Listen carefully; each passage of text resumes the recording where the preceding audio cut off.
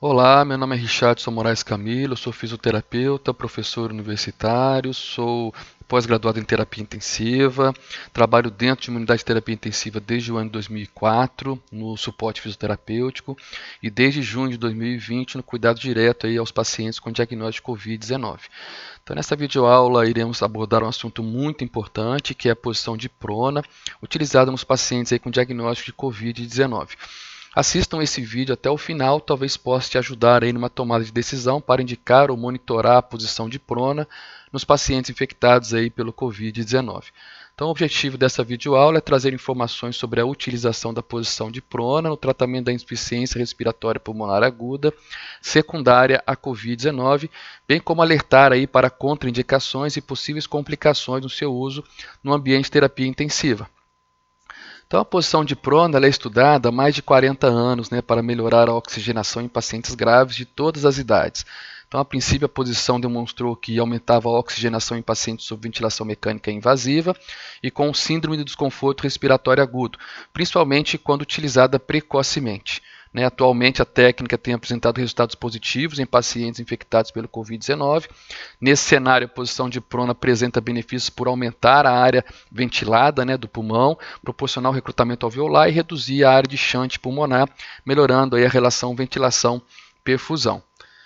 Então, os pacientes com Covid-19 aí apresentam deterioração aí da oxigenação, podendo cursar do ponto de vista respiratório com hipoxemia e taquidispneia.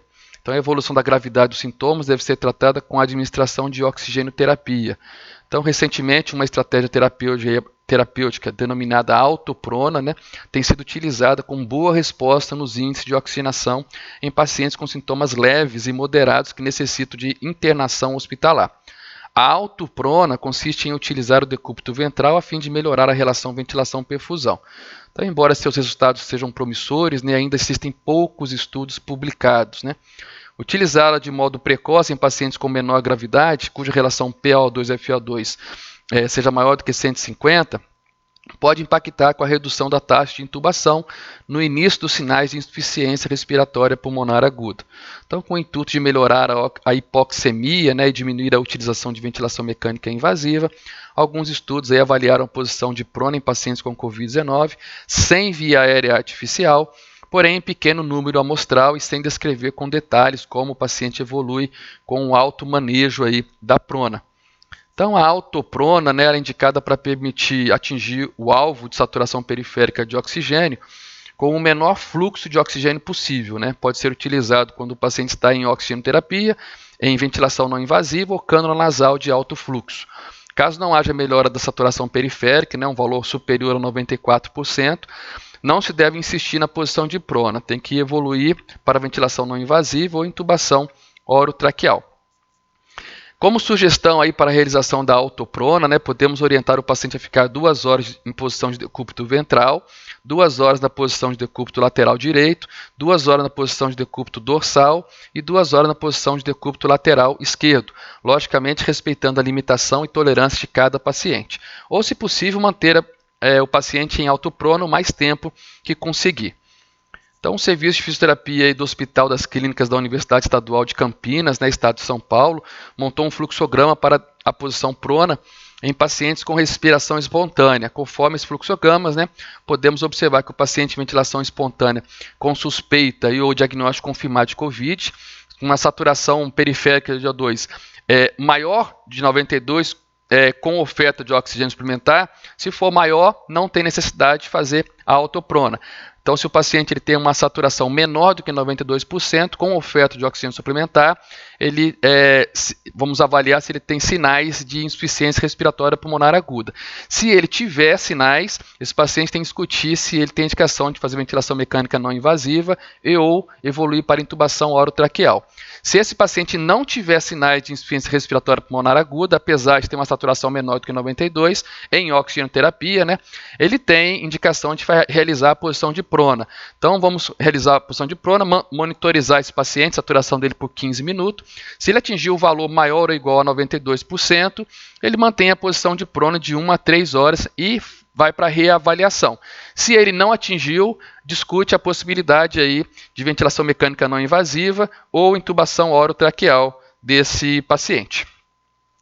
Então, os pacientes aí que estão entubados em suporte ventilatório, a posição prona deve ser utilizada precocemente, até nas 48 horas, de preferência nas primeiras 24 horas, em pacientes que apresentam síndrome de desconforto respiratório agudo e alteração grave da troca gasosa, aí, caracterizada por uma relação PaO2-FiO2 inferior a 150 mm de mercúrio.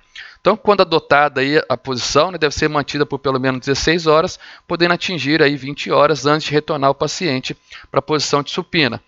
Então, estudos demonstram aí que o paciente ou que o procedimento ele é seguro e barato, mas exige trabalho em equipe e habilidade, além de organização do processo de execução. Então, estudos aí têm demonstrado também que ferramentas em formato checklist padronizam o processo, gerando segurança na realização do procedimento. Então, existem contraindicações absolutas e relativas para realizar a posição de prona, que são as seguintes aí. As contraindicações absolutas, devemos destacar as arritmias agudas, graves, as fraturas pélvicas, hipertensão intracraniana, fraturas vertebrais instáveis, esternotomia recente e peritoneostomia.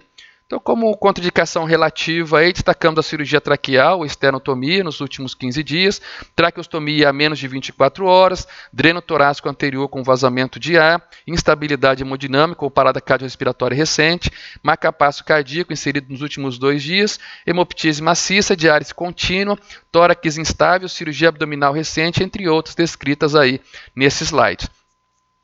O posicionamento em prona é um procedimento que não está isento de riscos, A incidência de complicações durante a manobra é pequena, em torno de 3 por 1000 pacientes aí por dia, mas quando ocorre pode ser fatais, como por exemplo extubações e avulsão de catéter central.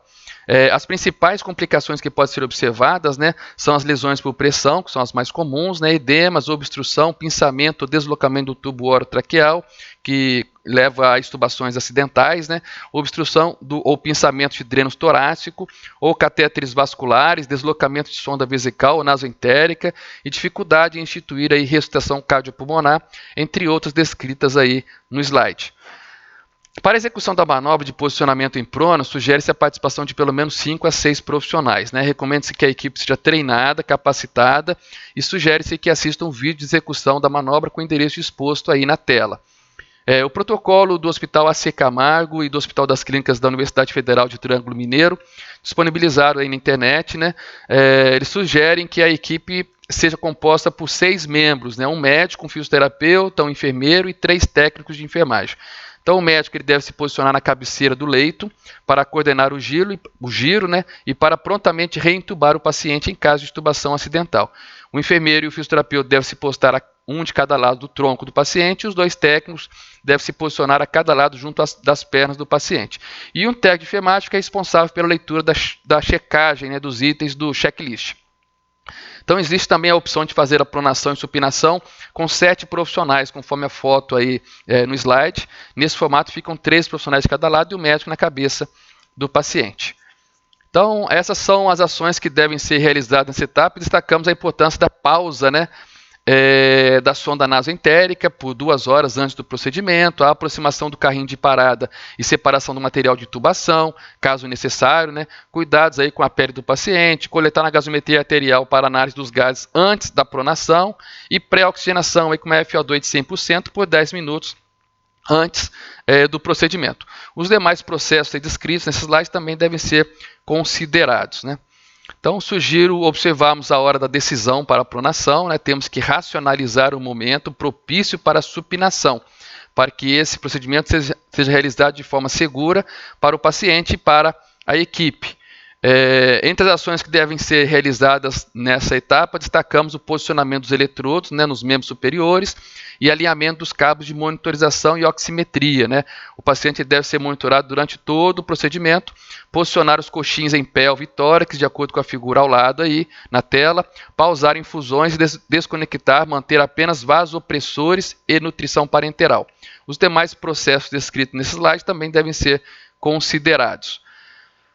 Então, o giro do paciente ele deve ser realizado em 3 momentos, ao comando do médico. O paciente deve ser deslocado para o lado do ventilador mecânico e ou dos acessos centrais, ver a melhor disponibilidade para menor risco de perda de dispositivos, lateralizar o paciente e girar para a posição de prona.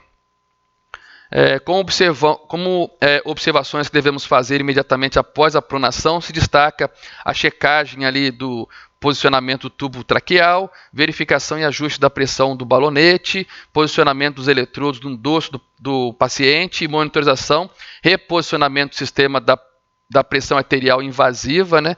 Ajuste dos coxins e da pelve e do tórax anterior, garantindo abdômen livre, posicionamento dos coxins e travesseiros na face, mão e região anterior das pernas, posicionamento aí dos braços em nadador, né? Ajuste de todos os drenos, tubos e catéteres e posicionamento aí da cama em Trendelenburgo reverso, aí, entre outras ações descritas aí nesse slide. Né? Após a manobra de prona, devemos monitorar o paciente, né, continuamente, alternar o posicionamento dos braços e da cabeça a cada 2 horas e sempre avaliar as condições de pele para prevenir lesões de pressão decorrentes da postura, entre outras atividades descritas aí nesse slide. Depois que pronou, o que fazer, né? Se observarmos queda de saturação periférica, né, de oxigênio menor que 10% da basal ou dessaturação menor que 85%, com a FO2 aí de 100%, mantida por pelo menos 5 minutos, ou pressão parcial de oxigênio menor que 55 milímetros de mercúrio, com FO2 de 100%, e queda da pressão arterial sistólica, né, para valores menores que 60 milímetros de mercúrio, ou se observarmos também queda da frequência cardíaca para valores menor que 30 batimentos por minuto, mantida por 1 minuto, ou ainda, se observarmos complicações do procedimento, né, extubação acidental, hemoptias, instabilidade hemodinâmica progressiva ou arritmias graves, nós devemos retornar o paciente à posição de supina imediatamente. Tá? Se esse paciente, logo após o procedimento, houver parada cardiorrespiratória, deve-se reanimar o cliente em posição de prona. Após 1 hora em posição de prona, uma gasometria deve ser realizada para avaliar se o paciente responde ou não a essa estratégia. Né? Considera-se respondedor aí o paciente que tiver aumento na relação PaO2-FO2 maior do que 20%, né? Ou da pressão parcial de oxigênio maior do que 10 milímetros de mercúrio, com aumento da complacência pulmonar e redução da pressão de platô. Nesse caso, deve se manter em posição de prona por 16 a 20 horas, a depender da avaliação da equipe. Se o cliente permanecer com critério de nova posição de prona, a manobra deverá ser refeita após 4 a 6 horas de posição de supina.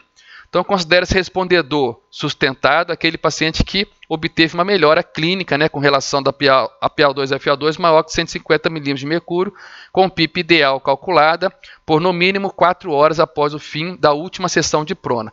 Nesse caso, não há indicação de nova prona. Considerando o respondedor não sustentado, quando o paciente tem uma melhora clínica com relação da PaO2-FO2 maior que 150 milímetros de mercúrio, porém não sustentado em posição supina por no mínimo 4 horas. Nesse cenário, devemos avaliar a indicação de nova sessão de prona.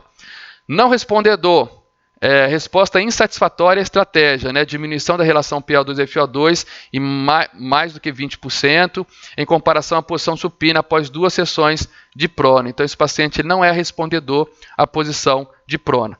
Se hipoxemia refratária não responsiva à posição de prona, né? Recomendamos aí a utilização de manobras de recrutamento alveolar, seguida de reajuste da PIP pelo método decremental, com terapia de resgate aí nos clientes que forem elegíveis, né, para essa técnica, dentro das normas da monitorização e segurança recomendadas aí na literatura.